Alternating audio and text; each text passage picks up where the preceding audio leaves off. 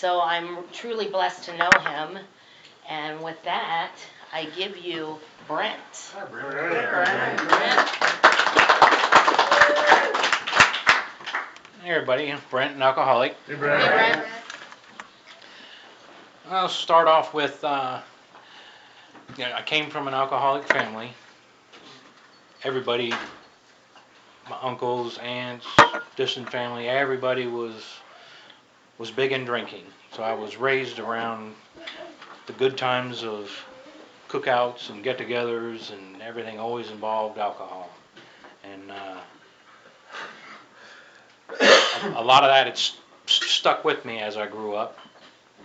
I wound up developing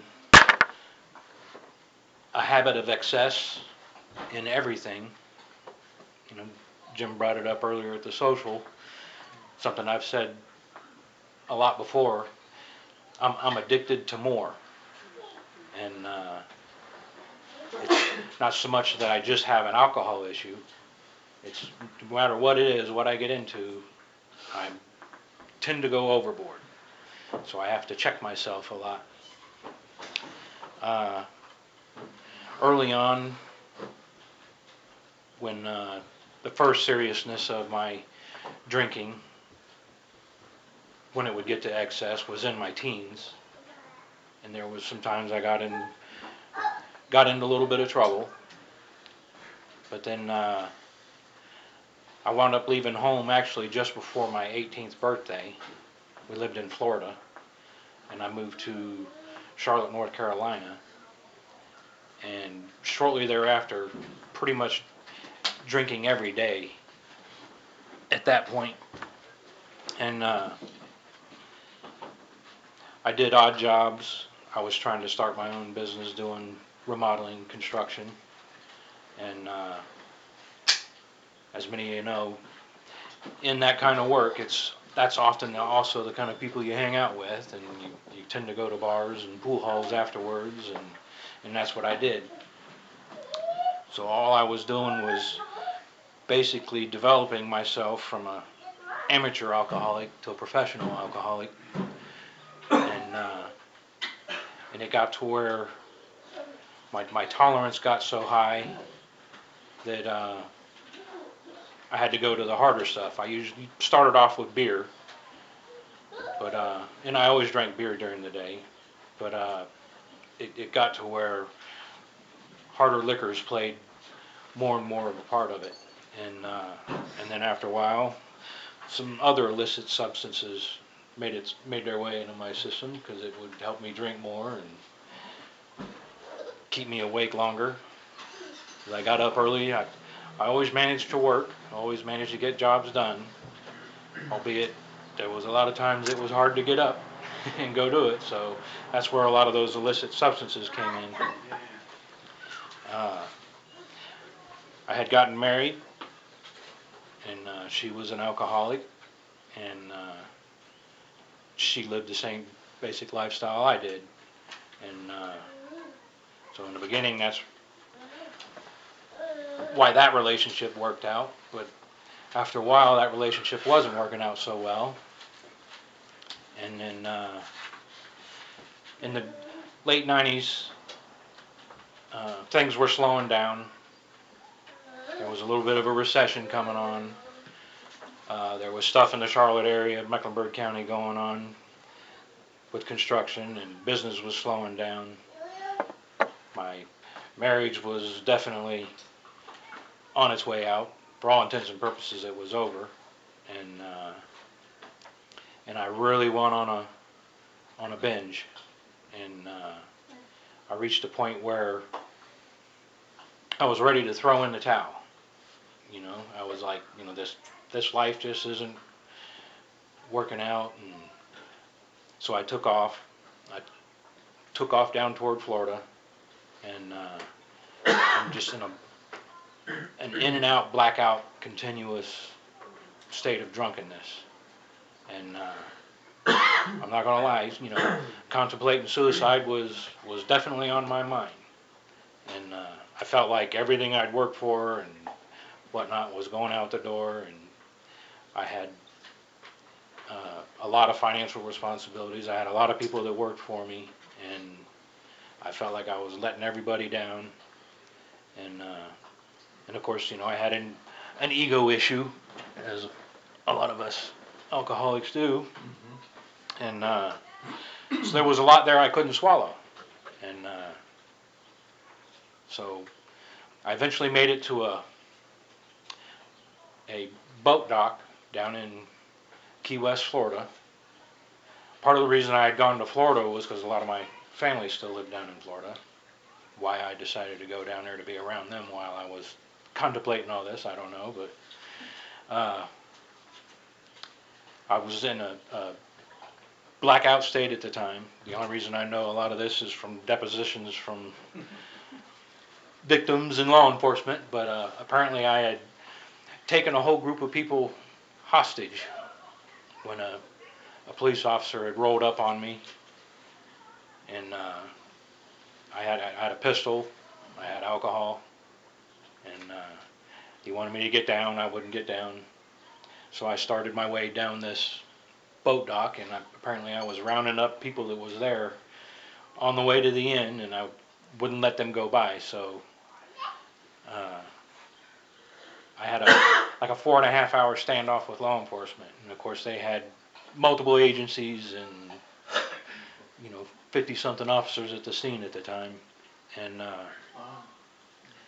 eventually they had a Marine SWAT unit that came up and got me by surprise and took me down, and of course I was placed under arrest. The next actual memory I have of what was going on was basically I was on my way out of a hospital where they had me checked out, and they were taking me to the county jail to book me. They booked me and put me on suicide watch. A couple days later, they took me to a magistrate to arraign me on my official charges and to let me know about a bond. And of course, at this point, I don't know what I was charged with, what was going on, and they started telling me that I had kidnapping for shield or hostage. I had 12 counts of that, possession of a firearm with an intent to commit a felony, threat to discharge a destructive device. Apparently I had made a bomb threat. So that was pretty serious stuff. Yeah. And then when the bond thing came, the magistrate quickly said, NBA, no bond allowed. And so there I sat in the jail while I worked my way through that legal nightmare. And eventually I was convicted on all accounts, and the judge sentenced me to 415 years in the Florida prison system.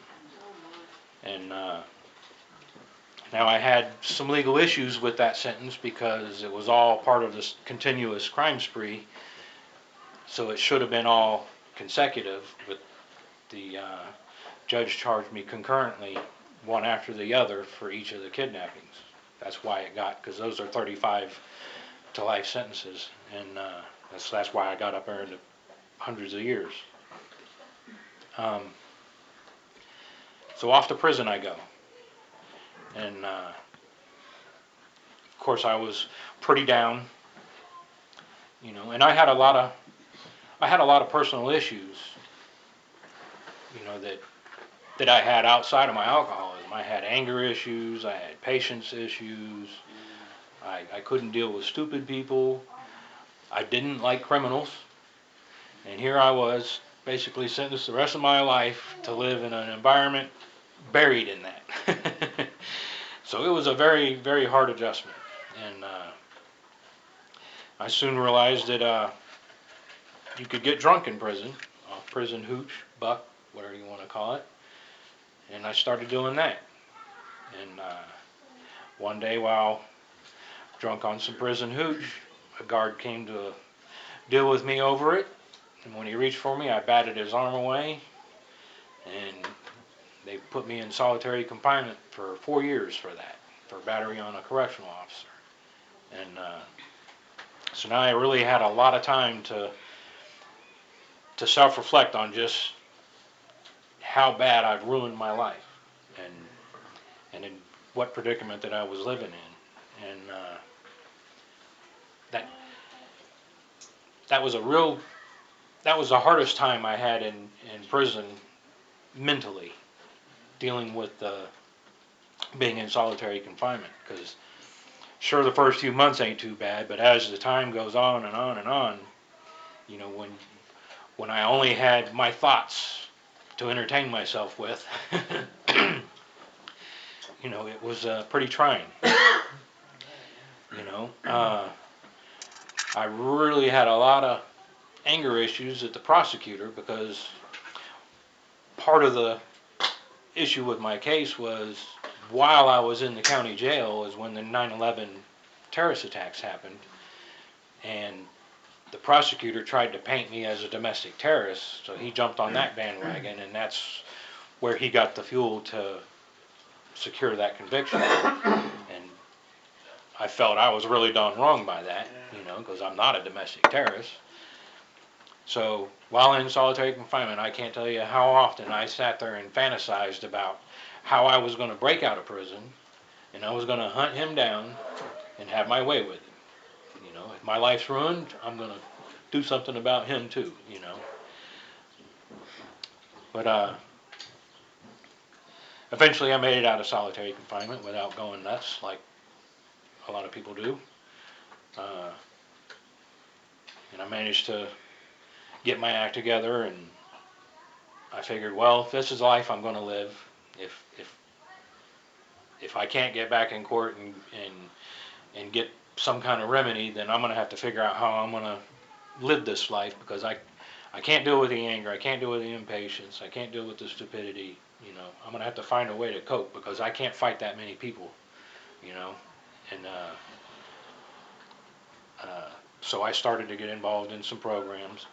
I got put in a two-man cell with a old Italian mob guy named Vic, and he was going to the prison AA meetings. And of course, you know, roommates, you know, you talk about your life experiences and whatnot, and he's like, well, son, it sounds like you really need to go to AA with me. So I started to go, and mostly it was to just get out of the dorm and do something different and get a cup of coffee, because the outside guys that brought meetings into the prisons, they would bring coffee. And so I started going, and I started to listen, and I started to realize, you know, where a lot of my problems came from. You know, where my critical thinking errors were that led me down this path. You know, from listening to others, and then from sharing my experiences, I was finding a connection with a better way to live, even in that circumstance. And after a while, I got a good adjustment transfer to a better prison that had a lot of programs. And they had a lifers program there for guys that were eligible for parole. So even though I wasn't parole eligible at the time, I got involved with it, and I got involved with it as a facilitator to help run classes for the parolees. And one thing they didn't have was they didn't have anything dealing with substance use or alcoholism recovery. And by this point, I had already read a lot of studies and stuff on dealing with addiction and alcoholism and various substance use issues. And the statistics show that, you know, higher than 85% of everybody that winds up arrested in jail and prison has an alcohol and or drug issue that has played a role in why they wound up in this situation. So I drew up a plan and submitted to the warden a plan to have a 12-step to recovery class for the lifers program, and he liked it and he agreed. So I got the material and I started running that class, and I did that for 7 years in the lifers program. And then and it was doing really well. A lot of guys that came through, they were doing better as a result of that and the other classes. Well, a transfer order finally came in for me to go back to court, and the warden called me to his office to let me know that I had the transfer order, and he said that he was proud of me for the work that I was doing in the Lifers program, and that he's seen good results, and that he was going to write a letter on my behalf to the judge for my case, and that was something. So while at court, having my case heard, over the issue of the consecutive concurrent issue of it, when the judge brought up the letter from the warden, he said that was pretty extraordinary for a warden to write a letter on a convict's behalf. So he said, I'm going to do something extraordinary. He says, I'm going to vacate your sentence. I'm going to do a downward departure that allows him to sentence below the points guidelines, because even with the points guidelines, I was in around 70 years. And so he sentenced me to 35 years, 20 in prison, and 15 on parole. So I had an out date, and it wasn't too far away at this point. So greatly relieved and now full of hope. I go back to prison, and I continued to do good and stayed involved in the program. I stayed involved in chapel services. Because of AA, I had developed a relationship with a higher power, and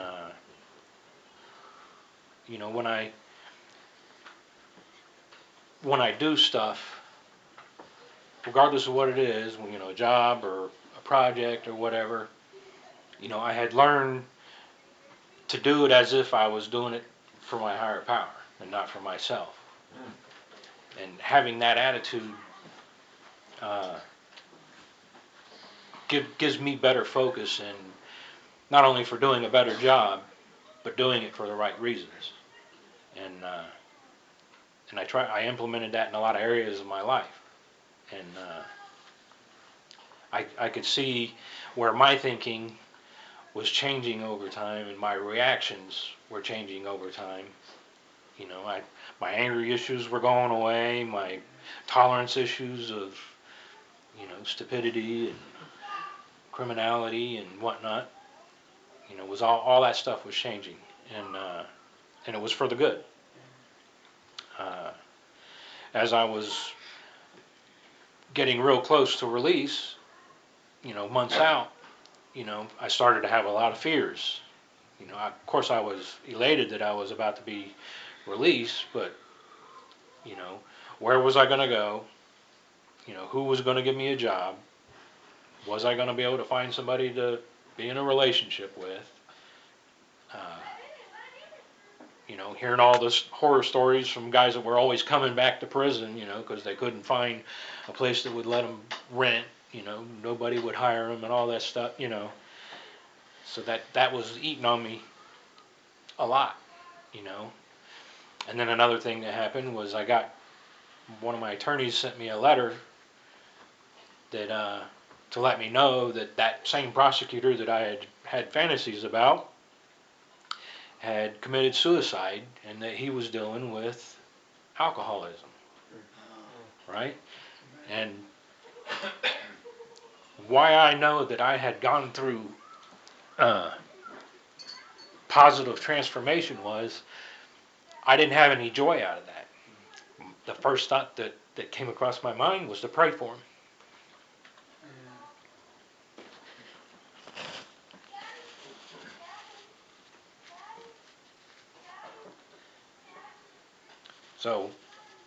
So I know I was on the right track as far as where to keep my focus, how to live, and to not be selfish and do things just for myself.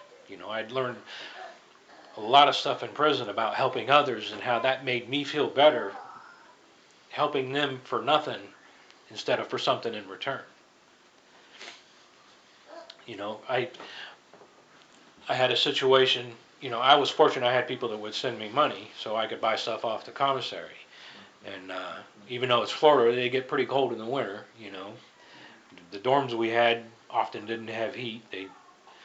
So they'd be pretty cold. So I would always buy long johns and sweaters off the canteen, and every year I would buy new ones, even though the ones I had were still good. But you're only allowed to have so much. So I would find people to bless to give away my older pairs to, and I would have guys that would come up to me and they were like, "Man, you could have sold that sweater for a bag of coffee, or whatever." And I'm like, "Yeah, I could have." But my enjoyment of selling that sweater for a bag of coffee would have only lasted as long as the bag of coffee. I said, but if I just give it to him, as long as I see him year after year wearing that sweater, my joy continues because he got it for nothing instead of me trying to sell it for something. It wasn't transactional. And, so I learned stuff like that, where before I didn't. Everything had to be for something. And so anyhow, I finally get released. And of course, by then my family had moved to Indiana. My parents were living in Pennville at the time. So I managed to get an interstate compact transfer from my parole to come up here, which has been a blessing in a lot of ways. My monthly parole cost here is $15 a month. Down in Florida, it's $95 a month. So just to go to show you how expensive it is to live in Florida. But so I come up here, and the first place I applied for a job gave me a job. And when I left them, the second place I applied for a job gave me a job. And when I left them, the third place I applied for a job gave me a job. So I didn't experience any of that, being turned away from a job because of my conviction. Uh, the first person that I pursued for a relationship, we're today married. So I didn't have that issue either. The first residence I seek to rent, the guy rented to me.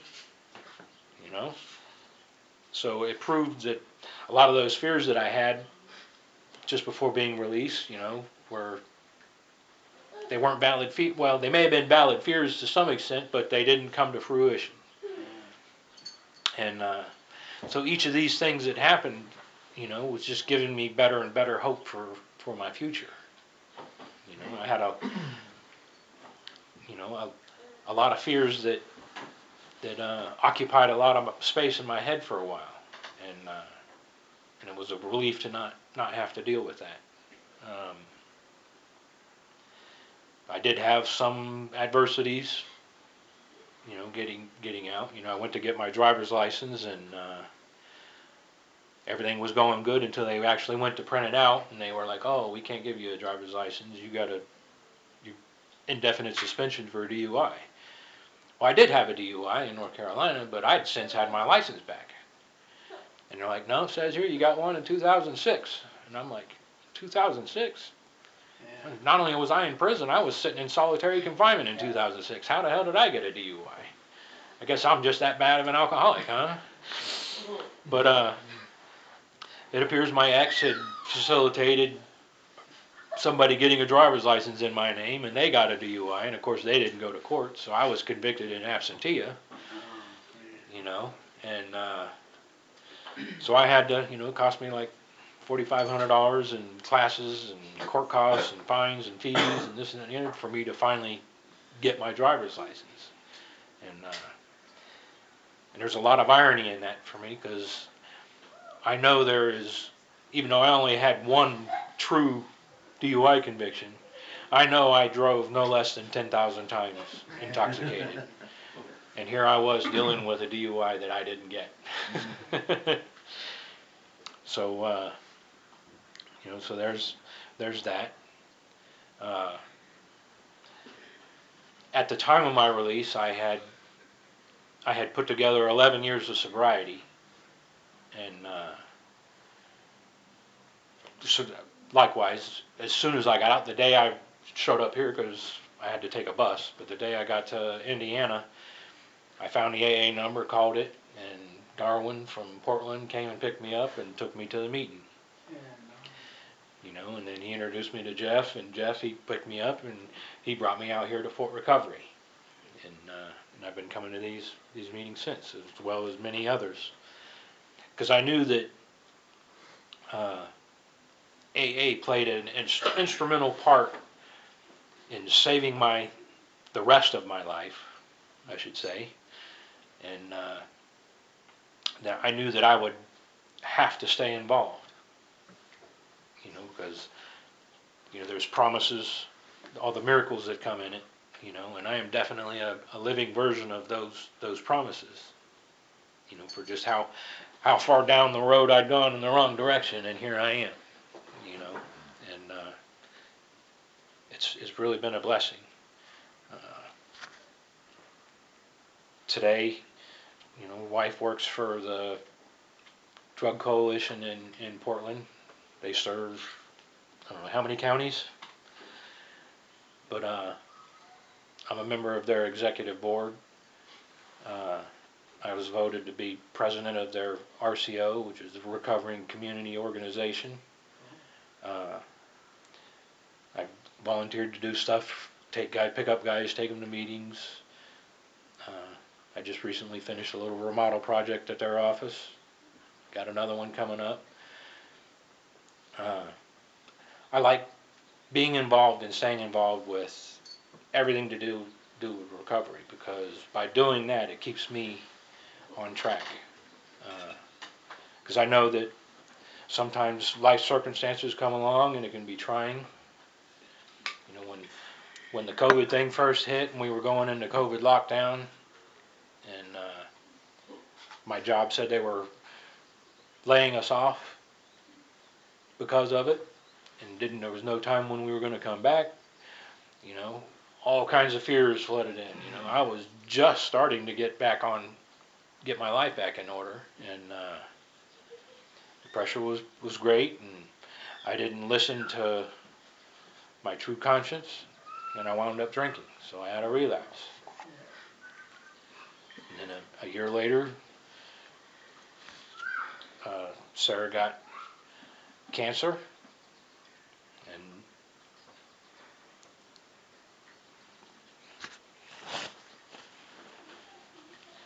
that really bothered me. So I had a relapse again.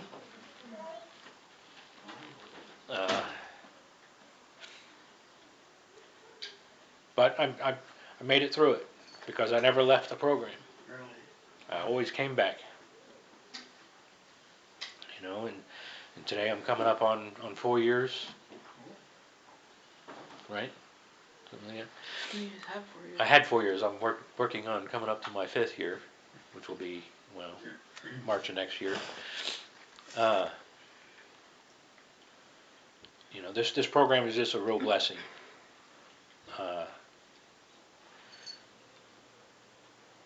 The functions we have, the sharing we have, the helping one another out. When people move and need help moving, we move. And we just recently bought a new house, and of course, AA people stepped up and helped us. Life is definitely going the way I would like it today. It's actually going a lot better than I would have pictured it would be. April was 7 years since I've been out of prison. I never would imagine that, I would have as good a career and already be back into home ownership. Got 3 spoiled, rotten dogs that are just like little kids. We have a lot of fun in our house.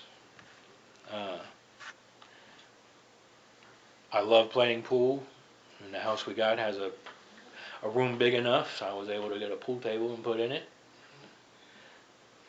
Because me going out to pool halls and bars to shoot pool is not a good idea, so I got my own pool room at home. Sarah's the crazy plant lady that lives in the house. She got her a sunroom. know, plenty of outside plants. And got a nice yard, nice quiet neighborhood. The family and friends we have in this program that we have surrounded ourselves with has, you know, really changed both of our lives, I believe, but definitely mine. You know, I'll go back to when I first got out. I had to ride the Greyhound bus up here. You know, and of course, you know, when I got out, I didn't even I had nothing. So the prison gave me a set of clothes to wear just so I wasn't walking out in my birthday suit, and they took me down to a convenience store / liquor store / Greyhound bus stop and dropped me off to catch my bus to come up here. And along the wall was a set of chairs to sit at, and the shelf right in front was all the liquor. And I remember sitting there thinking, how many guys have been dropped off here from prison to wait on a bus have wound up grabbing a bottle, you know? And that thought has always stuck with me, you know, just how many guys, because that was always the thing that I always heard with guys in prison. Man, when I get out, first thing I'm gonna do is I'm gonna tie on a good one. I deserve it, you know, not me. In fact, while in prison, there was a guy that got put on a bunk next to me. He was smoking that K2 stuff, and he was drinking the buck. And he was a younger guy, younger than me, but he would always, when he wasn't in partaking, he was always talking about how he loved his daughters, and when he got out, he couldn't wait to be with his daughters and be with his family again. But then he'd turn around and he'd be tweaking out on this stuff. And one day I couldn't take it anymore, and I told him, I said, I think you're full of shit. You don't love your daughters. And that made him mad as hell. I said, because you're doing everything in here to find the fastest way to get back.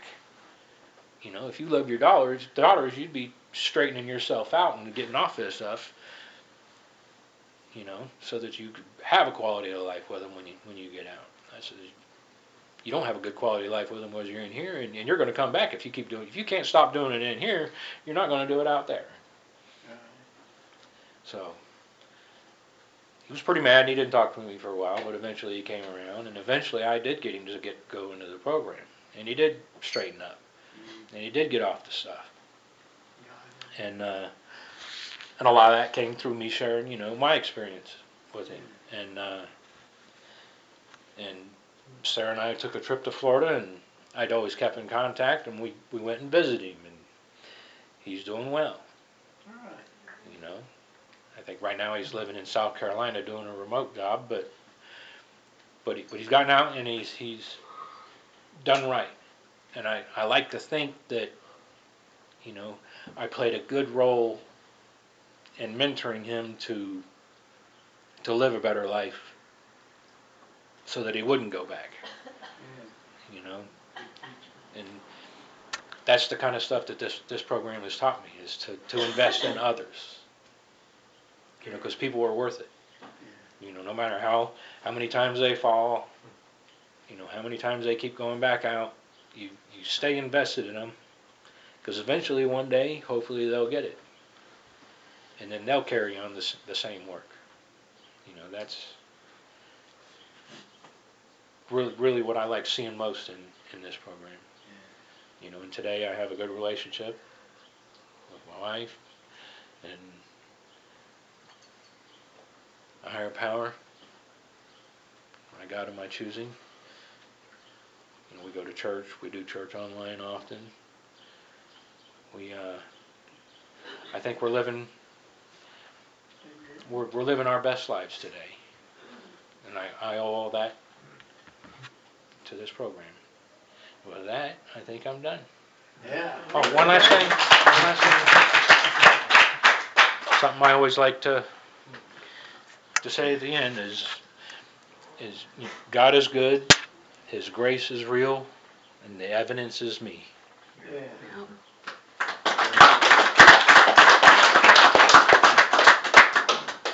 Okay, hey, I'm Joni. I'm an alcoholic. Hey, Joni. So Brent is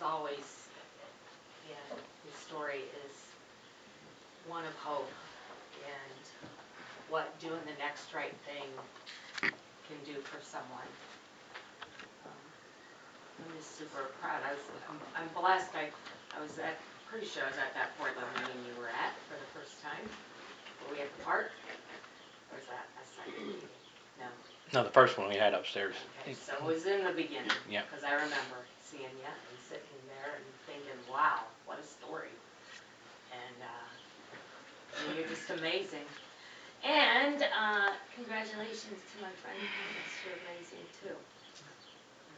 Proud of you guys. And this is the best part of this program. Is to watch people do a lead like you just did and to see a guy pick up a 2-year token. Okay, well, I'm going to open up the floor for some quick comments, and have at it. Thanks, Joni. Thanks, Johnny. Mindy, alcoholic. Hey, Mindy. I just want you to know that I've heard you twice, but you are a true inspiration, especially for us newcomers, because then we know, you know what I mean, it can happen. Today I actually just got I cut my granddaughter last night for the first time, and she's 2. And my daughter said I could have her every other weekend.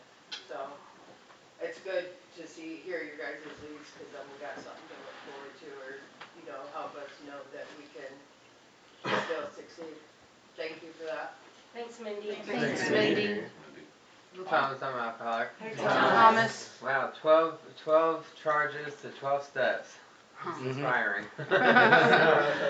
Yeah, thanks for your lead. It was really, took me to a couple of spots myself that I could relate to in that, and then definitely glad that I got to show up today for this. So, thank you, man. Thanks, Thanks, Thomas.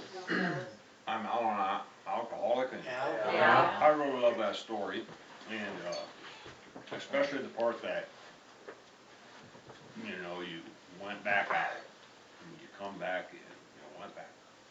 I don't know if I went out if I'd be able to come back in, you know. It'd be very, very tough, and I just appreciate the fight you put in, appreciate having you and Sarah as friends, so that's all. Thank you. Thanks, Al. My name's Wes, I'm an alcoholic. Hey, Wes. Thanks for your lead, Brent. You know, I'm always touched by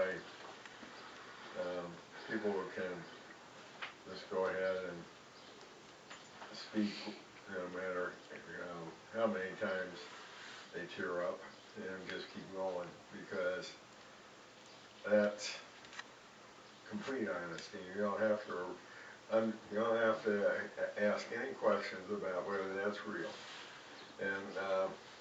But you're always that way. You're authentic. Yeah. You show up the same way because that's what you do. You're Brent, and you show up the same way, and that's an inspiration to anybody. That's an inspiration to me. Thank you. Thanks, Wes. Thanks, Wes. Thanks, Wes. I'm Jim. I'm an alcoholic. Jim. Congrats, Thomas. You're a pleasure to know, and thanks for being my friend.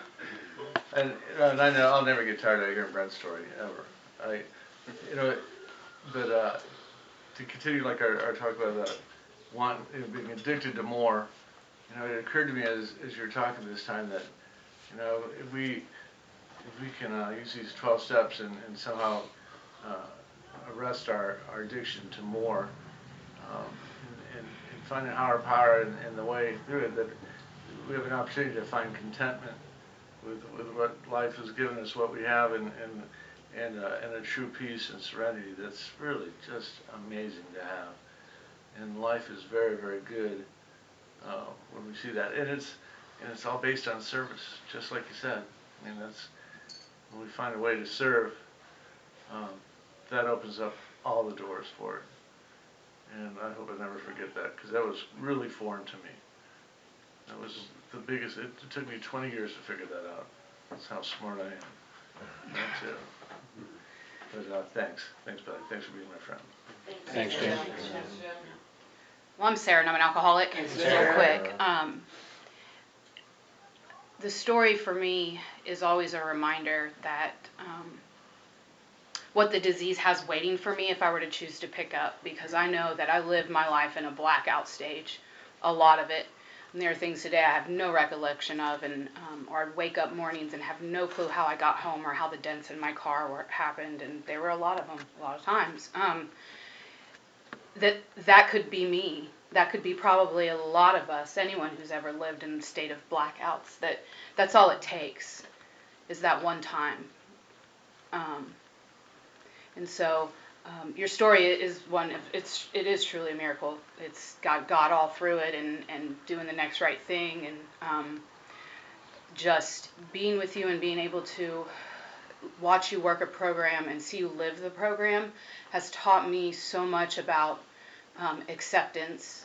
When I think of you and your story, is this acceptance of this calm appraisal of reality. Yeah. And it's just steady, and it's there all the time. And I'll share, because Brent didn't mention that his parole officer, probation officer at 7 years, has said that the next time she has to do a review, she's asking Florida to Early termination. early termination. We get off half. So yeah, That'd be awesome. I'm just blessed to have you in my life, and I love you. Love you too. What did you say he had? A calm appraisal of reality. I like that, yeah, calm appraisal of reality. Yeah, thanks. I'm Corey, I'm an alcoholic. Hey, Corey. Thank you, Brent, for your share. I could relate to a lot of what you shared about, and it was good to hear Lee, about how we can change, in the sense of the drastic change of who we are, or at least in my experience, who I was, while drinking, and that is just a very different world that I'm living in today. Thinking like, how bad could it be to get outside of myself and it actually get even worse, and then it not getting better until I find an acceptance within myself. And I heard a lot of that in your story, so thank you for sharing. And congratulations, Thomas, on your 2 years of sobriety. It just keeps getting better. Okay. Thanks, Corey. Thanks, Corey. Thanks, Corey. I'm Ryan, I'm an alcoholic. Hey, Ryan. Thank you for your lead. It was, you're a true miracle. I know we all are, but you truly are a miracle. I just really appreciate you giving the lead. I'm glad that I got to hear it, so thank you. Congratulations, Thomas. Thanks, Ryan. Thanks, Ryan. Thanks, Ryan.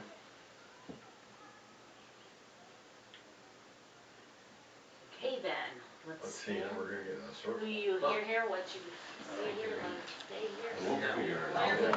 You're right. Hey, there's no rules saying it has to be a circle. You're right. We can twist it and All right, infinity. grab hands. I know.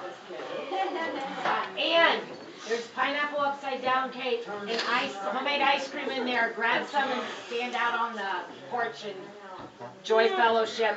And Brent, can you take us out? Who keeps us sober? Our Father, who art in heaven, hallowed be thy name. Thy kingdom come, thy will be done, on earth as it is in heaven. Give us this day our daily bread, and forgive us our trespasses, as we forgive those who trespass against us. And lead us not into temptation, but deliver us from evil. Thine is the kingdom, the power, and the glory forever. Amen. Keep coming back, we're going to work it. Congratulations. Yes, they're the best. They're the best. Where's it been all my life? Thomas is getting a 2-year coin tonight. Who does? Thomas Thomas. Collette, Katie's brother. Oh, fantastic. And now there's pizza.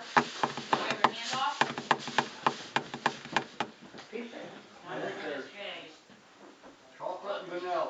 I knew I shouldn't buy it, but I knew I should, because as soon as I didn't bring it, then everybody would want pizza. Yeah. Just chocolate and vanilla. That's Eric, so how often do you get out and fly? Oh, every day. Do you? You got every, with lessons and stuff, right? Okay. Cool. He's excellent at it, he's a good pilot. Good. Got your own plane yet? I've had my own airplane for 30 years. Oh, yeah? You've had what, Maybe 4 of them? longer. I think I'm on my third one. Third one. I had 2 at once, one time, it was a nightmare. What, do you happen to recertify your pilot's license or something? Well, yes. Recertify.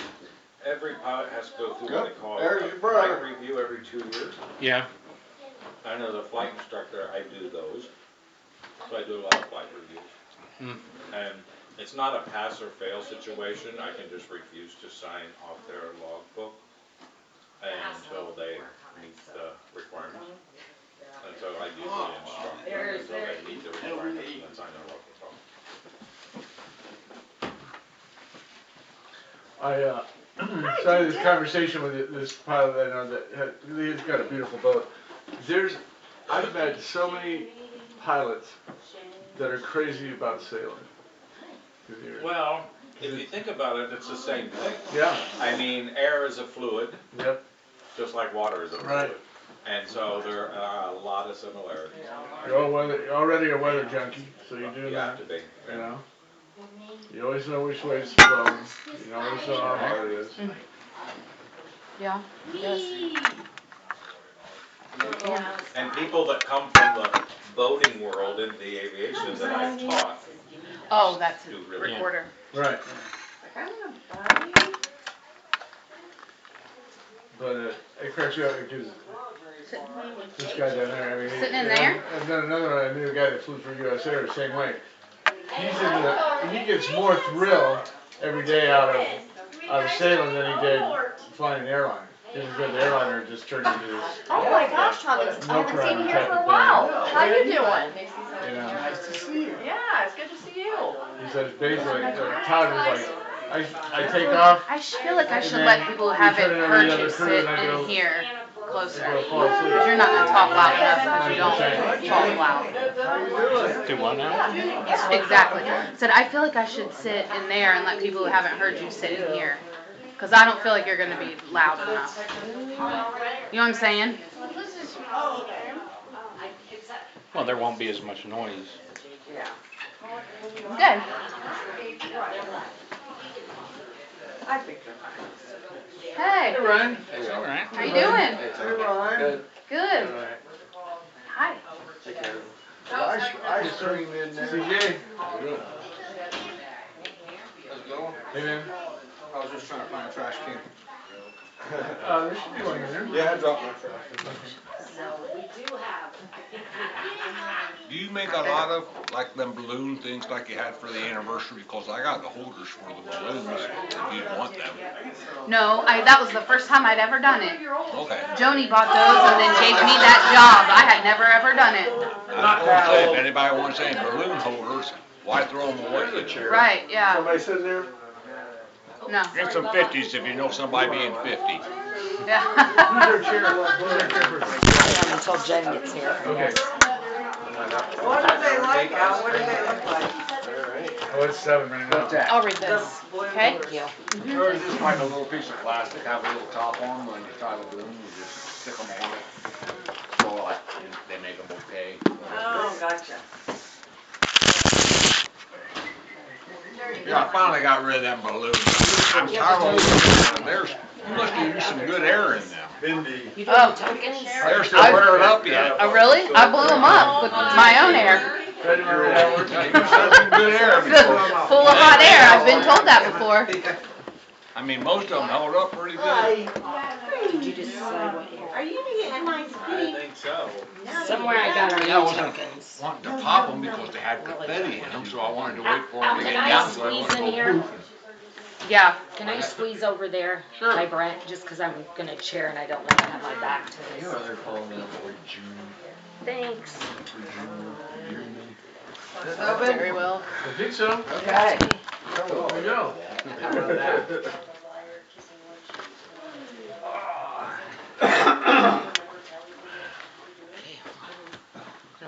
Okay, we're gonna start in 30 seconds. So it's the first time I've seen it. I'm not done reading this, Bill sees it.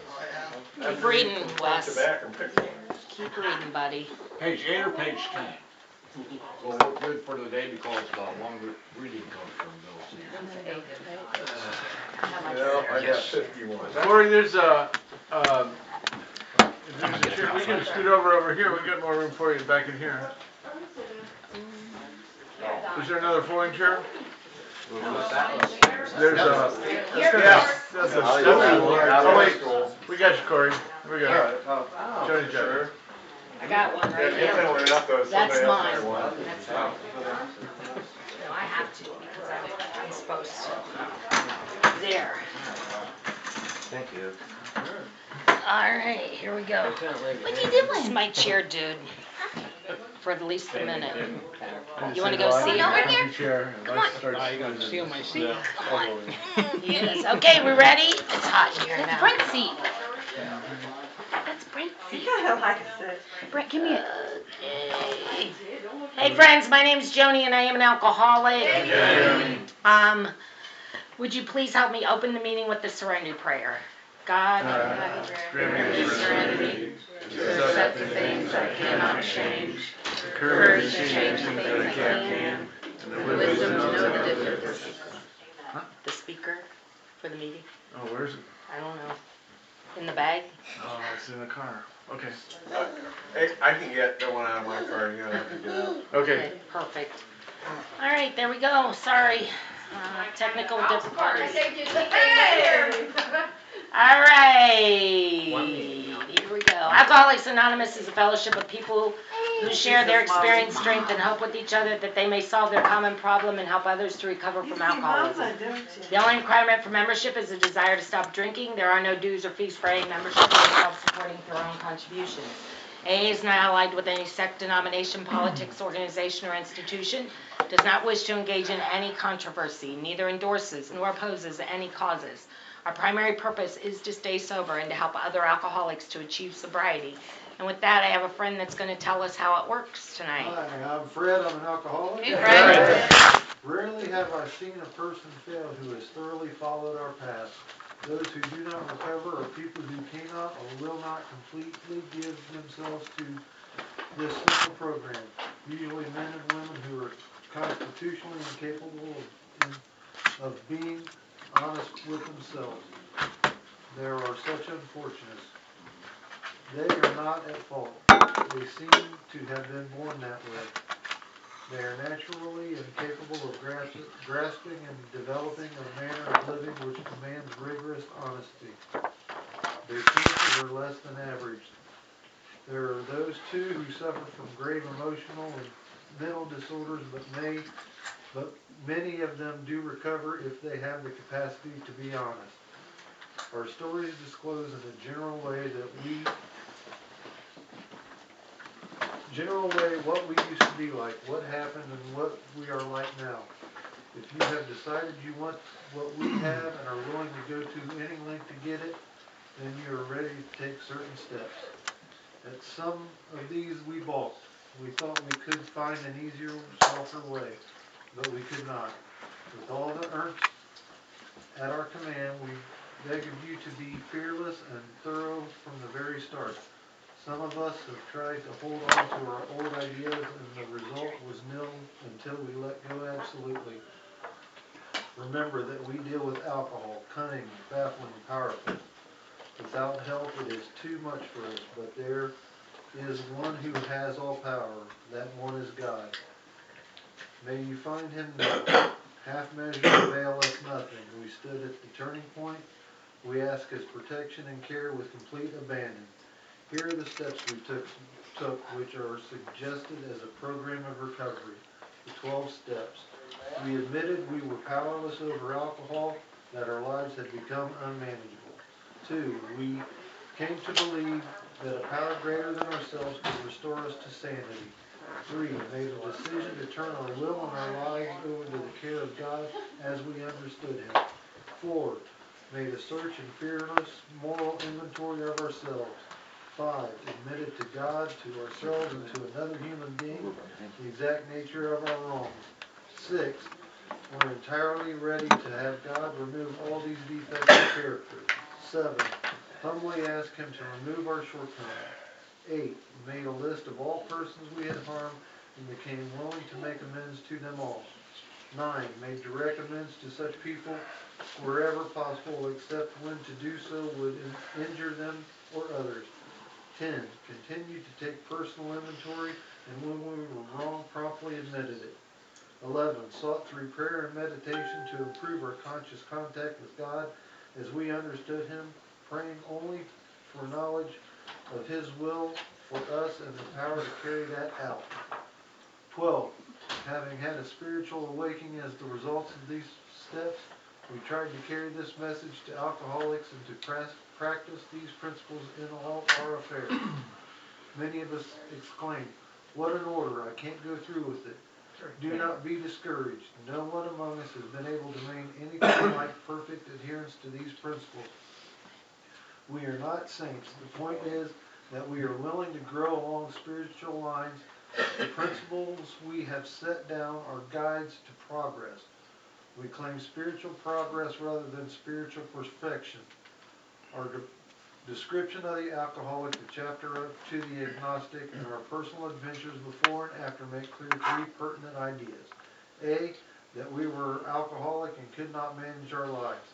B, that probably no human power could have relieved our alcoholism. C, that God could and would if He were sought. Thanks, man. Thank you. And then I have a friend that has the promises.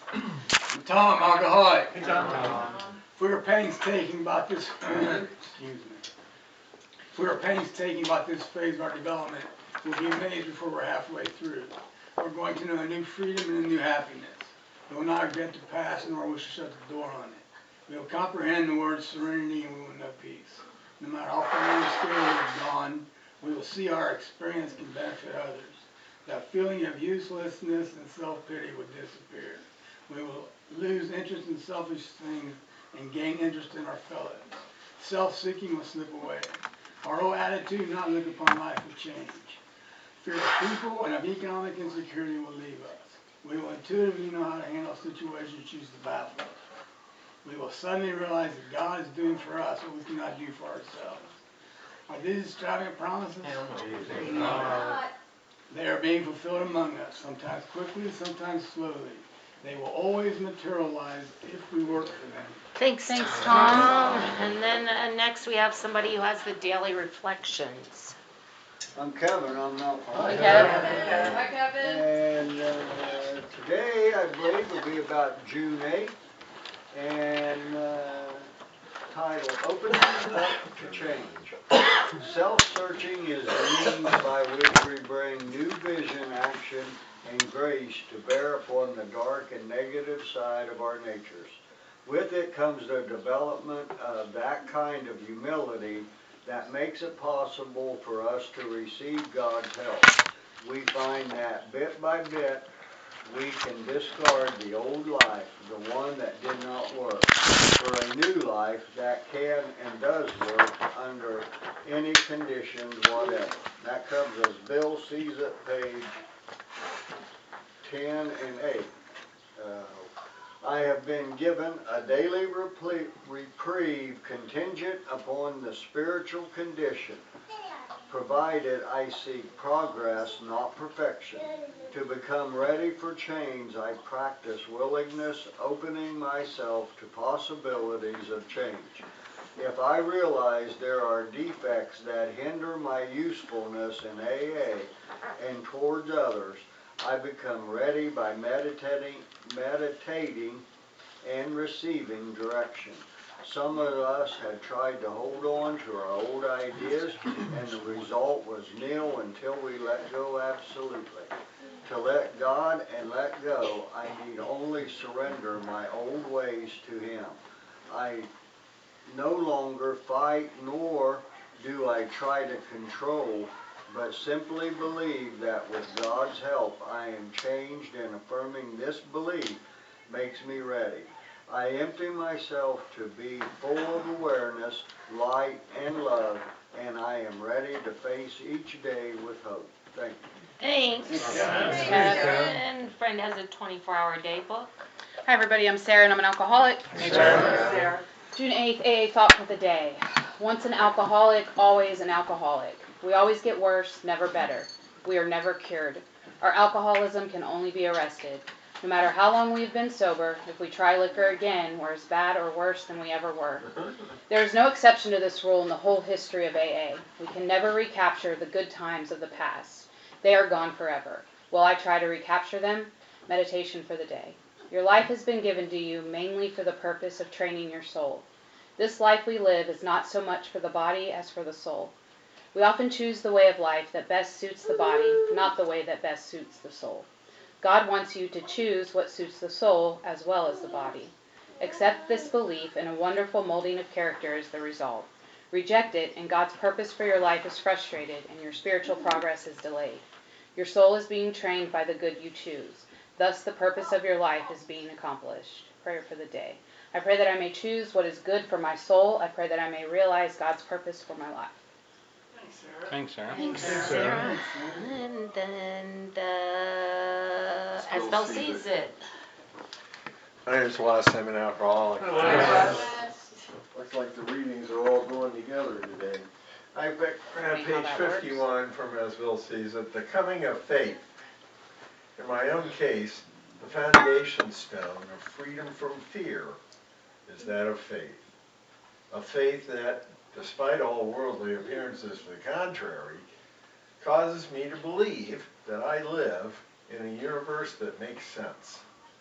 To me, this means a belief in a creator who is all power, justice, and love.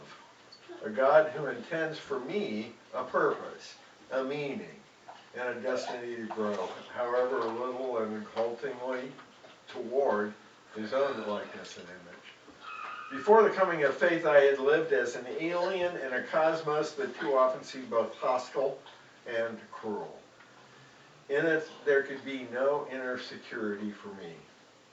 When I was driven to my knees by alcohol, I was made ready to ask for the gift of faith. And all was changed. Never again, my pains and problems notwithstanding, would I experience my former desolation. I saw the universe to be lighted by God's love. I was alone no more. Thanks, Wes. Thanks, Wes. Thanks, Wes. And after As Bill Sees It, we're going to give out the tokens. Hey, I'm Hey. Jim, I'm an alcoholic. Hi, Jim. That's what I got right here. And this here meeting, we give out these here coins for different lengths of sobriety, beginning with a 24-hour, the willingness coin. Anybody like a 24-hour coin today? All right, then we have monthly coins, all the way from 1 to 11 months. Anybody celebrating a month's sobriety today? Any month? Right from there we go to 1 year. Anybody have a year? How about 18 months? We got a coin for 18 months. Well, how about 2 years? Anybody got 2 years around here? I'm Thomas, I'm an alcoholic. Thomas. And through working this program as best of my ability and sticking with people that know how to stay sober, I was able to celebrate 2 years yesterday.